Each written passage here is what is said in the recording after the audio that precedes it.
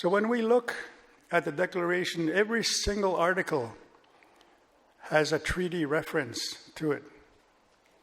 So I came to say that for Indigenous law or tradition to fly, it's like an eagle.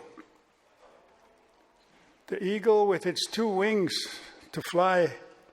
For us, the one wing could be carrying treaty, and the other wing, the declaration.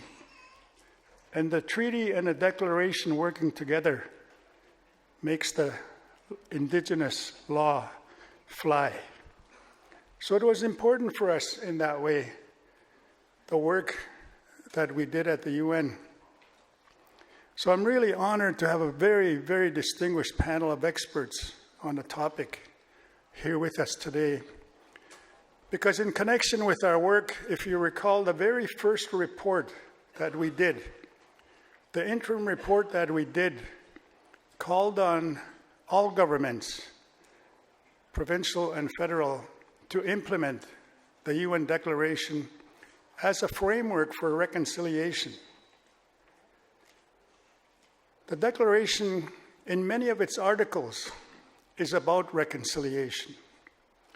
The Declaration, in at least 8 or 9 articles, calls on us to work together. So the Declaration, from that perspective, is really important. And I want to thank Jennifer and Rachel in particular from the Quakers, who made it possible for me to meet with the Assistant Secretary General of the United Nations to ask for a statement from the Secretary General. So let me read to you the message from the Secretary General, Ban Ki-moon of the United Nations. I congratulate the Truth and Reconciliation Commission, the peoples of Canada, and the government on the release of the final report to inform all about what happened in the Indian residential schools over the course of 126 years. I join Canada in honoring the memory of all whose human rights were violated in these schools through forced assimilation. The support of the United Nations for the work of the Truth Commission is rooted in a conviction that historical injustices contribute to a legacy of continuing disadvantages and ongoing violations of Indigenous peoples' rights.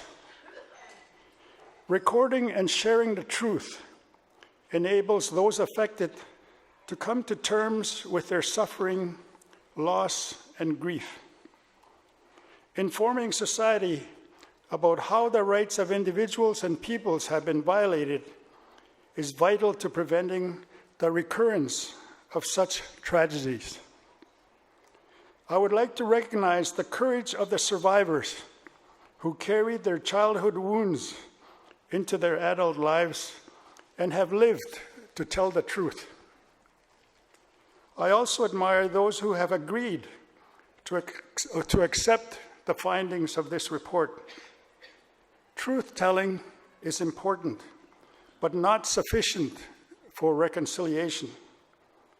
I encourage all involved in this effort to follow up on the report's recommendations using the UN Declaration on the Rights of Indigenous Peoples as a roadmap. Let me repeat that. I encourage all involved in this effort to follow up on the report's recommendations using the UN Declaration on the Rights of Indigenous Peoples as a roadmap. The United Nations stands with all peoples of Canada in remembering your losses and suffering, and calls upon other states with similar residential school practices to examine historic wrongs and legacies of injustice. Secretary General Ban Ki-moon. Thank you very much.